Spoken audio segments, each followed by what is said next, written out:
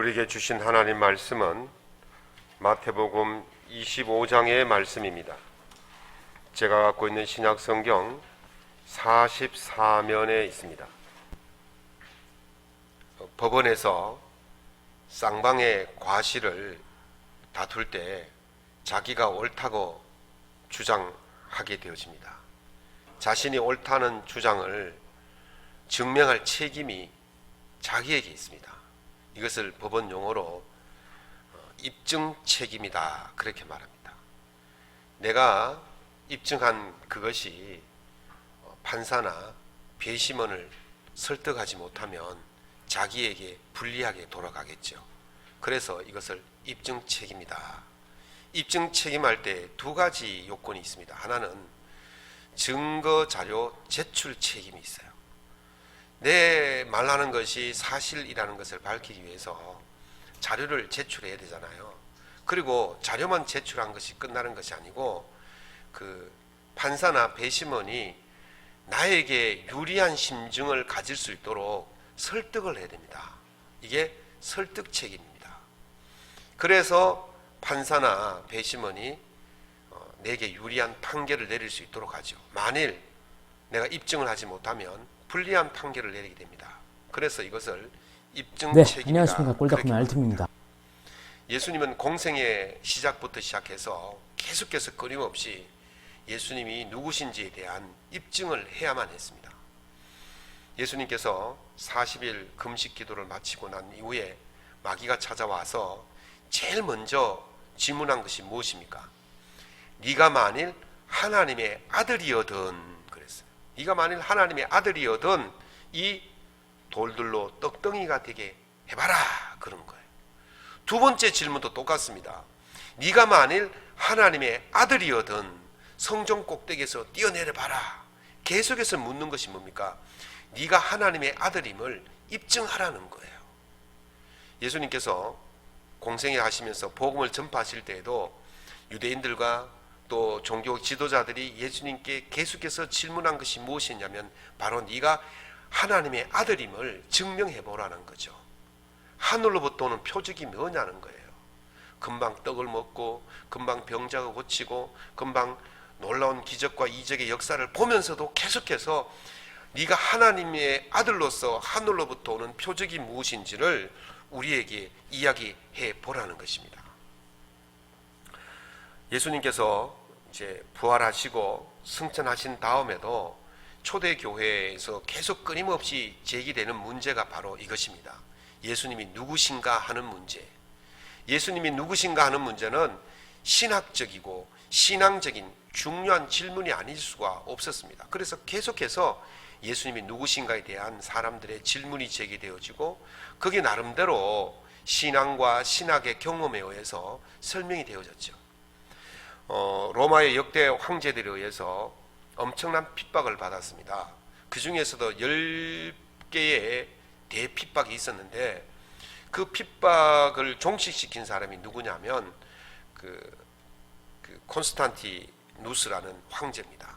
이 사람이 313년에 기독교를 로마의 국교로 공인을 하게 되어집니다. 그때부터 이제 기독교가 숨어하던 기독교가 물 위로 수면으로 떠오르게 된 것이죠. 그동안은 각자 지역에서 자기 신앙과 경험에 의해서 예수님이 누구신가를 이야기했어요. 내가 믿는 예수님, 내가 경험한 예수님. 그러니까 한 300년이 지나고 나니까 각 지역마다 그 지도자들에 의한 예수님이 가르쳐지고 있었다는 것이죠. 그러다가 이제 수면 위로 떠오르게 되어지니까 각 지역에 믿는 예수님이 대한 신학적 답이 비교가 되기 시작한 겁니다. 주로 안디옥이라든지 또는 이 밑에 그 이집트 알렉산드라든지 또는 그 건너편에 있는 그 마게도니아에 있는 콘스탄티노플이라는 도시라든지 이런 것이 중요한 그 교부들이 있었던 도시였거든요. 이런 도시에서 자기들의 믿는 그리스도에 대해서 이야기를 하기 시작합니다. 그러니까 좀 지역마다 좀 다르겠죠. 내가 믿은 하나님, 내가 경험한 예수님과 저쪽 분이 저쪽 지역에서 문화와 또는 환경과 교육에 다르기 때문에 서로 다른 거예요. 그러니까 문제가 생기기 시작한 겁니다. 서로 자기가 믿는 예수님이 이런 분이다라고 주장하기 시작하니까 교회가 갈등이 일어나기 시작합니다. 이 콘스탄티누스 황제가 가만히 보니까 이제 제국을 통일해서 안정을 취하고 있는데 교회가 분열이 되어지면 제국도 분열돼 같은 위기감이 오는 거죠. 그래서 이 문제를 해결하기 위해서 325년에 니케아에서 전 세계에 있는 교회 지도자들을 다 소집을 시켰어요. 그래서 한번 이야기해봐라. 어떤 예수님이 진짜 예수님이고 어떤 예수님이 우리가 믿는 예수님인지를 한번 이야기해봐라. 그래서 심각한 토론을 하고 논쟁을 해서 나온 것이 니케아 신조라 해서 니케아 신앙 고백이 나옵니다. 우리 사도신경의 전초라고 볼 수가 있어요. 그렇게 해서 이제 신학적인 문제가 생길 때마다 세계 공의회가 모여가지고 토론을 하는데 뭐 개신교라든지 가톨릭이라든지 정교회라든지 모든 기독교, 세계에 있는 모든 기독교가 공히 인정하는 공의회는 딱 7번밖에 없습니다. 그것이 마지막 7번째 회의가 니케아에서 또 열립니다. 그래서 그것을 2차 니케아 회의라고 그러는데 그것이 787년에 열리고 나서 그 이후부터는 전체 모임이 없었어요. 교단이 막 갈라지기 시작하기 때문에 동방교회와 서방교회로 갈라지기 때문에 이제 전체 모임이 없어요. 그래서 7번째 787년에 공의회 2차 니케아 회의가 마지막 공의회다 그렇게 말합니다. 그래서 7번 동안 내려오는데 여러 가지 상이한 문제들을 다루고 있지만 한 번도 빠지지 않았던 문제가 뭐냐면 그리스도는 누구인가 였어요. 예수님은 누구였는가 그 문제를 계속해서 다루고 있었던 거죠. 그래서 7차 공의회를 끝나면서 최종적으로 나온 신앙 고백이 지금 우리가 하고 있는 이 사도신경이다 그렇게 보면 되겠습니다. 예수님이 누구인가를 확정지었다 그렇게 이해하면 되겠죠. 교회에는요 교회의 달력이 있습니다. 대구 양문교회 이렇게 붙여놓은 달력이 아니고 우리가 보통 태양력을 쓰지 않습니까? 1월 1일부터 12월 31일까지 태양력 씁니다. 그리고 농사철이 되었을 때는 태음력을 쓰죠. 태양력은 태양을 중심으로 하는 것이고 태음력은 달을 중심으로 하는 겁니다. 근데 교회력이 또 있어요. 교회력은 언제부터냐면 대림절 이 교회력의 시작이에요. 그러니까 1월 1일이 언제냐면 대림절 시작이 교회의 시작이에요.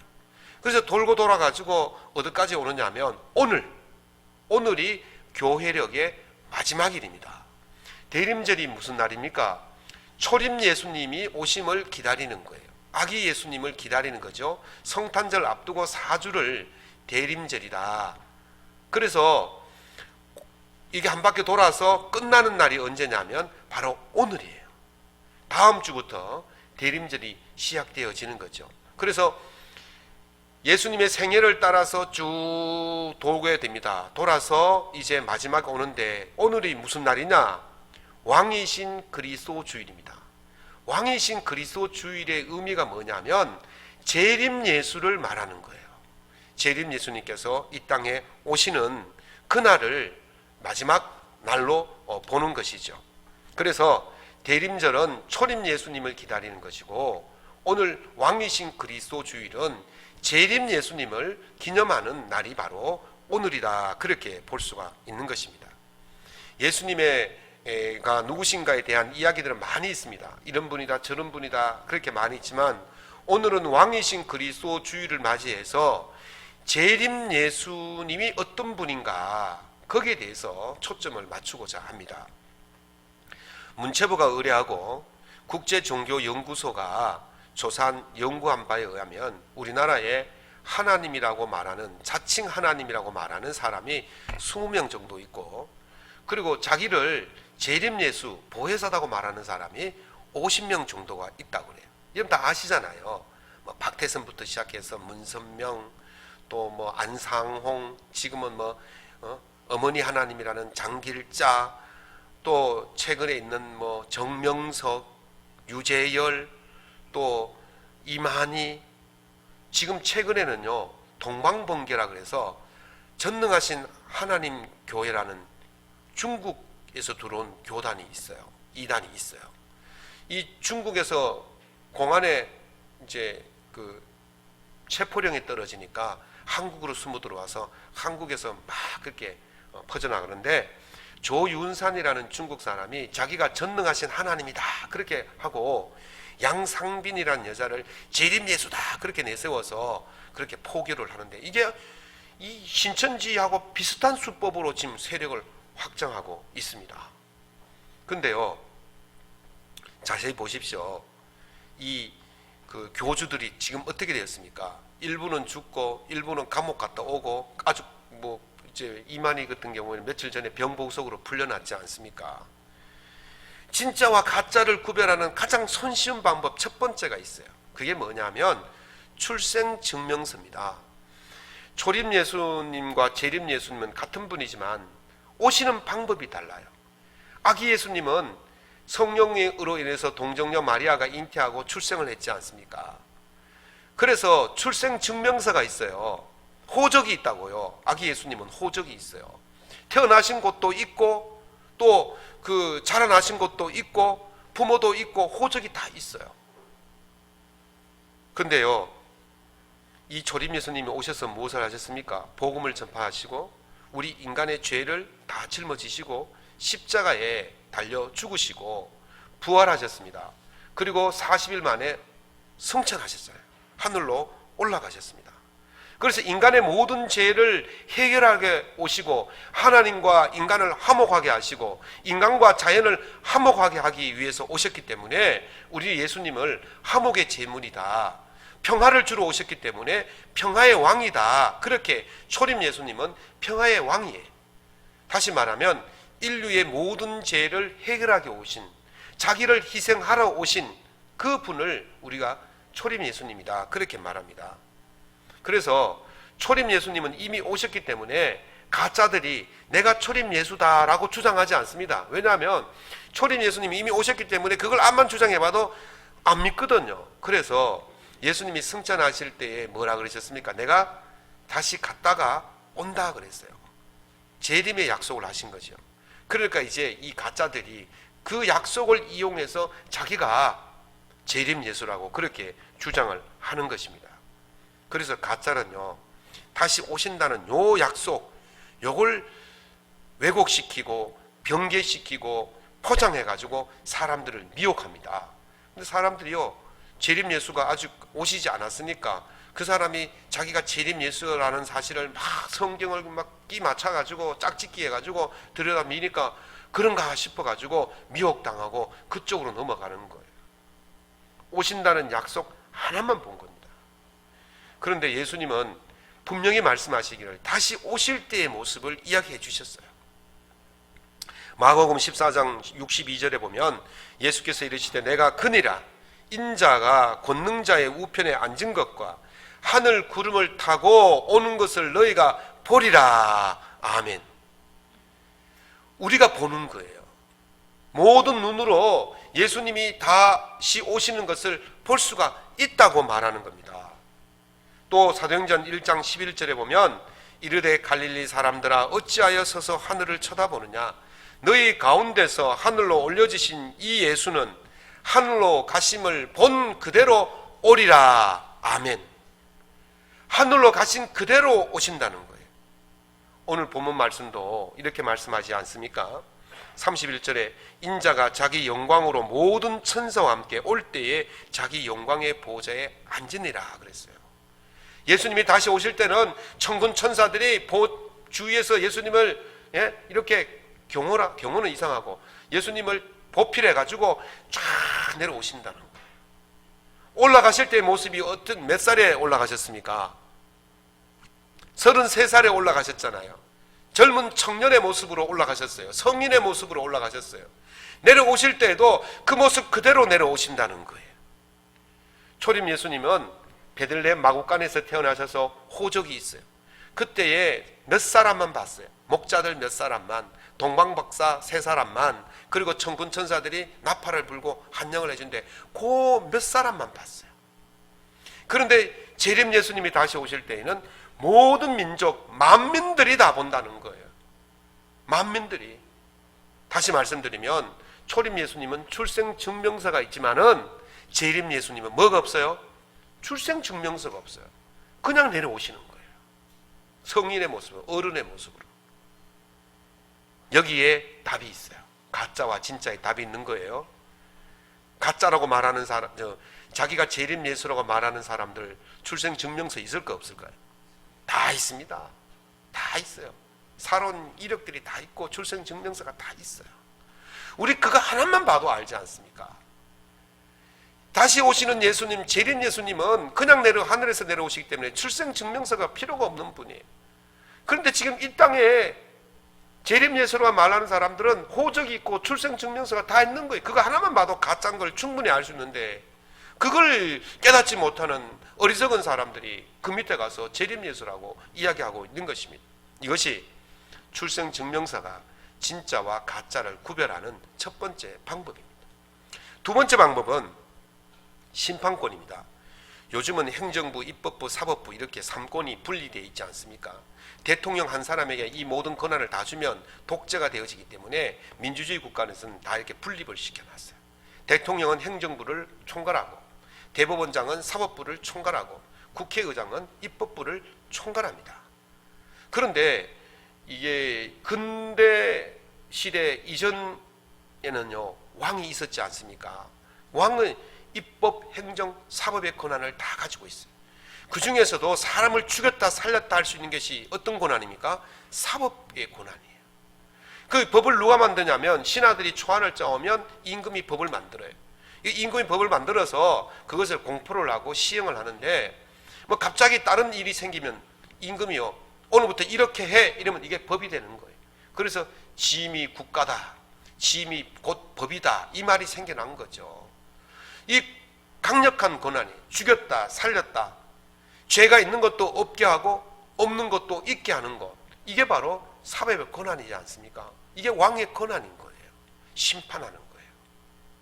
우리 행정의 수반인 대통령에게도 재판은 할 수 없지만 사면할 수 있는 권한은 주지 않습니까?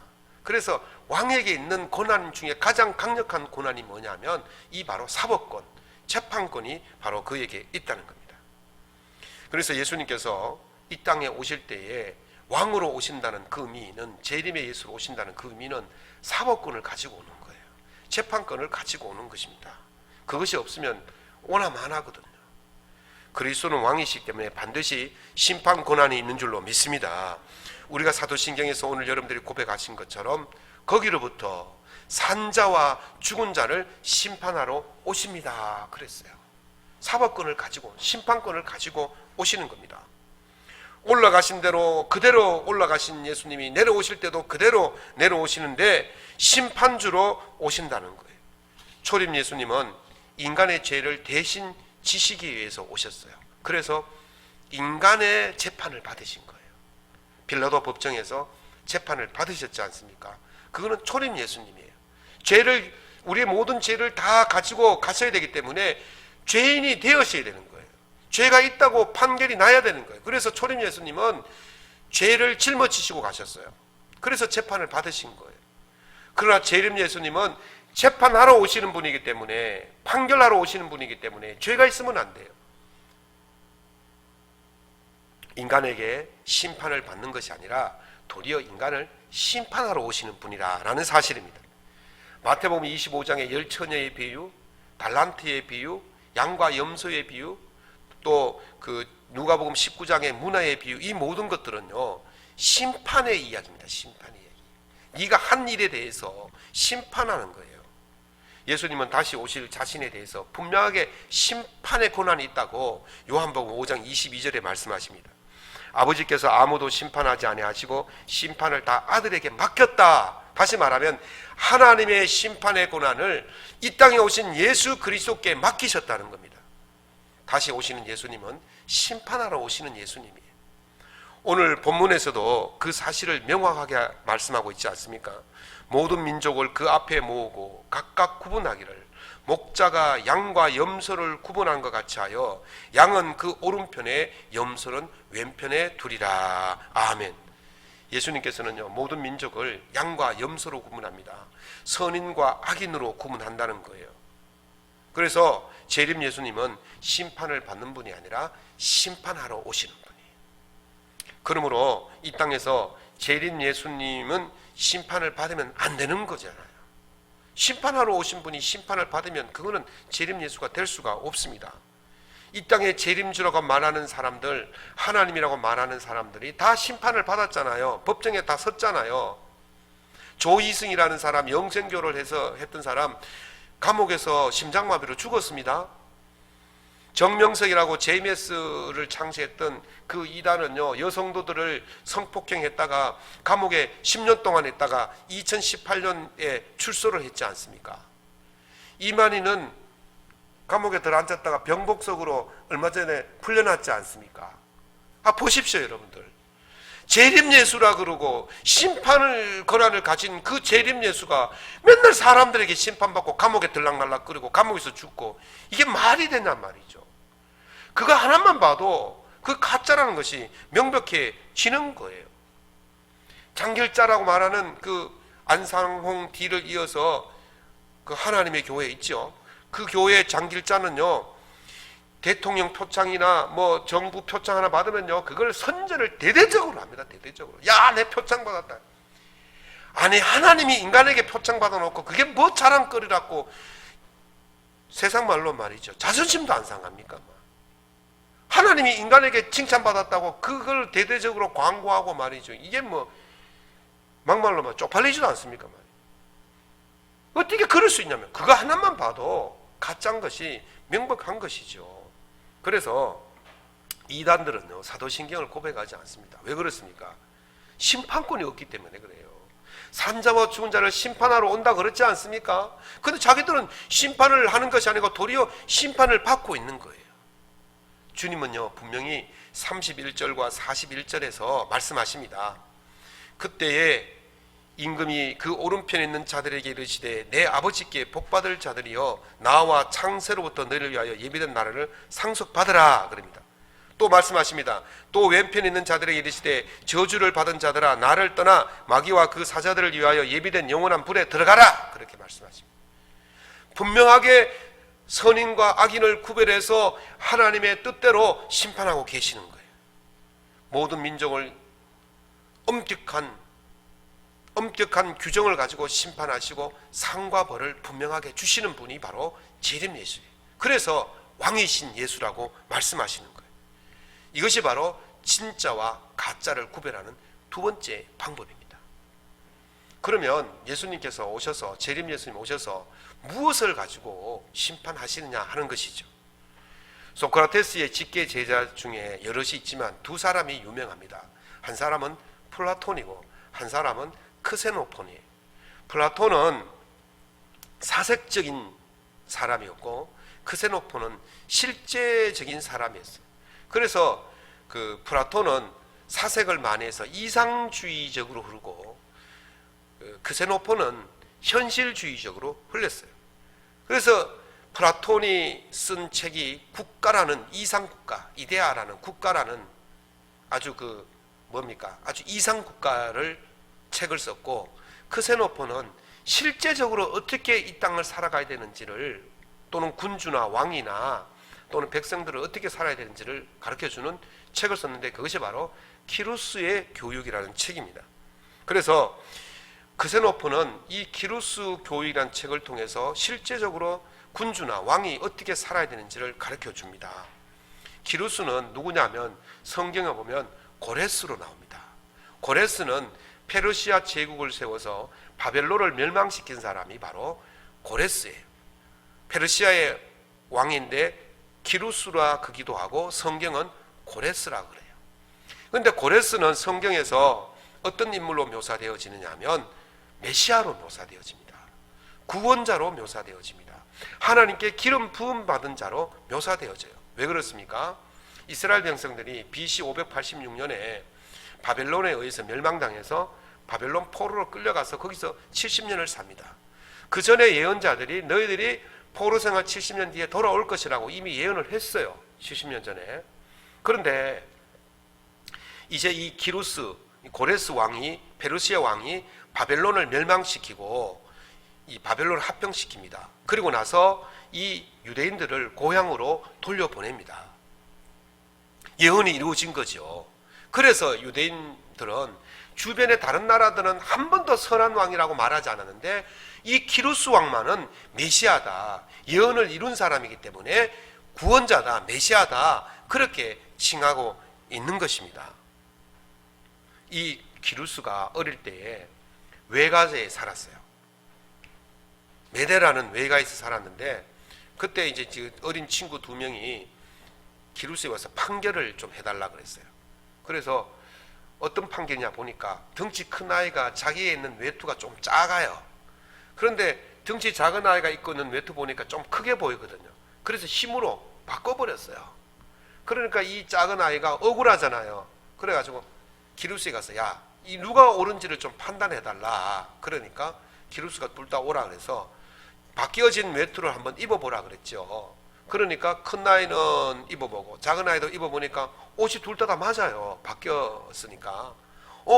옷이 바뀐 옷이 둘 다 맞으니까 이건 효율적이고 이게 더 좋은 거야. 그러면서 옷을 바꿔 입어도 괜찮다. 그렇게 판결을 내렸어요. 그때 기루스의 스승인 그것을 보고 기루스를 혼쭐을 냈어요. 지금 이 아이가 와서 너에게 판결을 요구한 것은 옷이 맞느냐 안 맞느냐가 아니라 누구의 옷이냐는 거죠. 누구의 옷. 누구의 옷이냐는 것이지 네가 지금 맞느냐 안 맞느냐를 옷이 맞느냐 안 맞느냐 판결하는 것은 틀린 것이다. 정의롭지 않다. 그래서 기루스가 그때부터 정의란 것이 뭐냐? 그것은 목적에 부합한 것인 것을 깨달았어요. 아리스토텔레스의 목적론에 따르면 정의는 목적에 맞도록 행동하는 것이다. 그랬어요. 목적에 맞도록 행동하는 것. 그래서 이 사람이 어른이 되어서 페르시아의 왕이 되어지고 그 바벨론을 정복하고 유대인들을 봤더니만 유대인들이 지금 어디 와서 살고 있어요? 이국 땅에 왔잖아요. 포로로 끌려왔잖아요.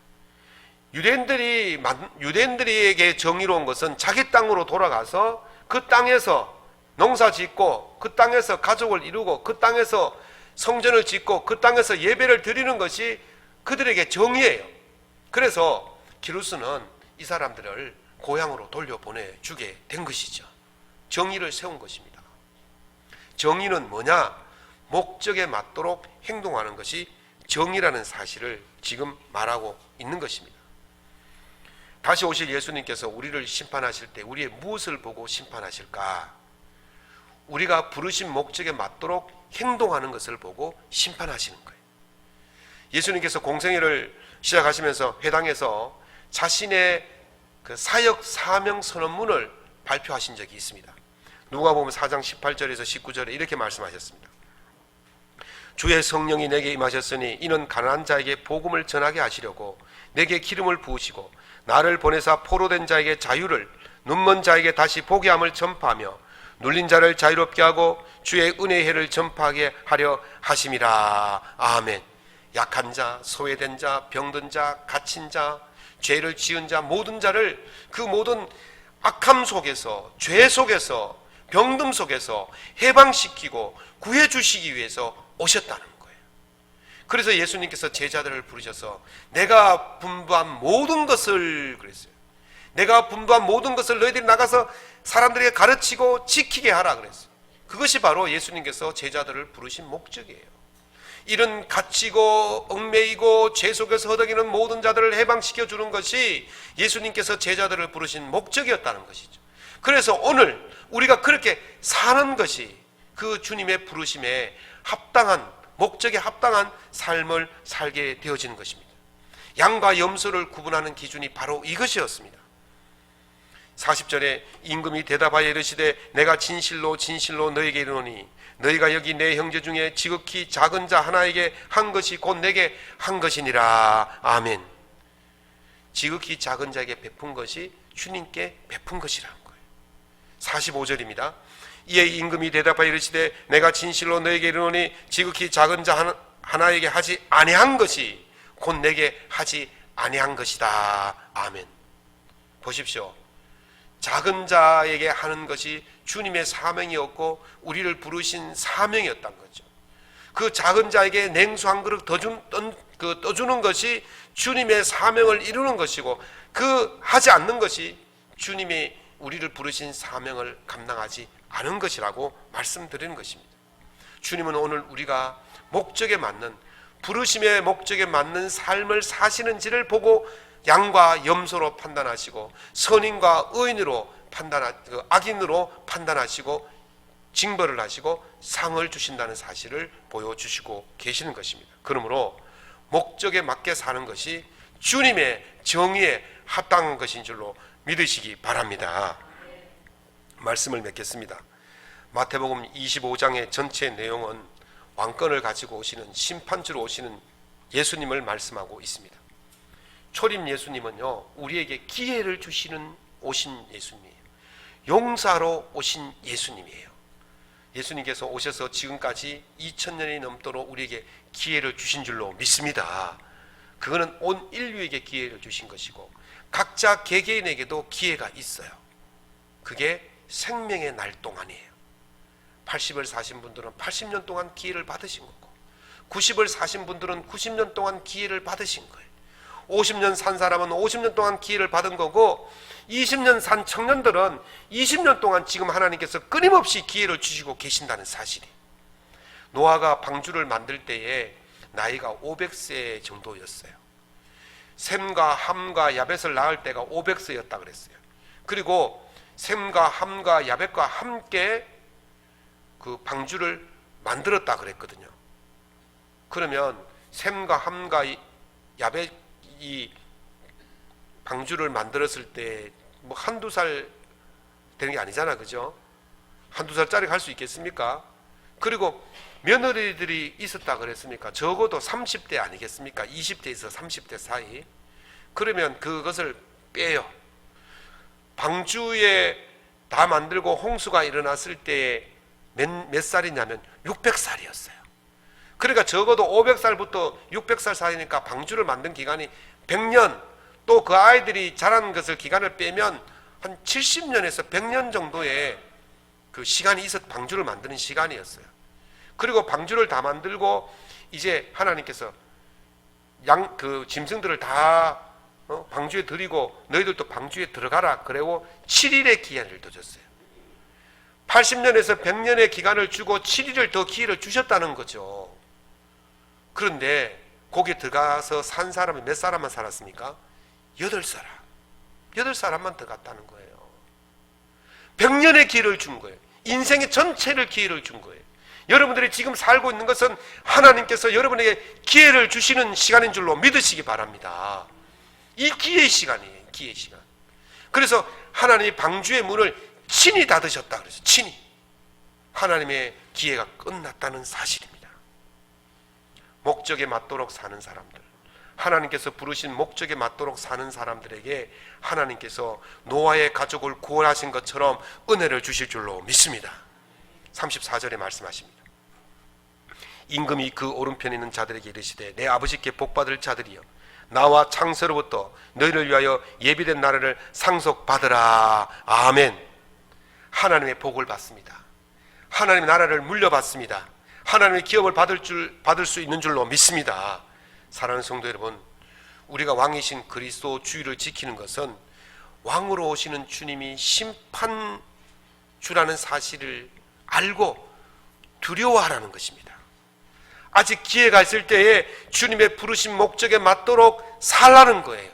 그래서 내 기회가 다 지나고 마지막 남은 7일밖에 없는 그 기회라도 잘 활용하셔서 주님께서 오늘 우리를 우편 양의 자리에 놔두시고 창세로부터 예비된 하나님의 그 나라를 물려받을 수 있는 그런 복을 누릴 수 있기를 예수님 이름으로 축원합니다.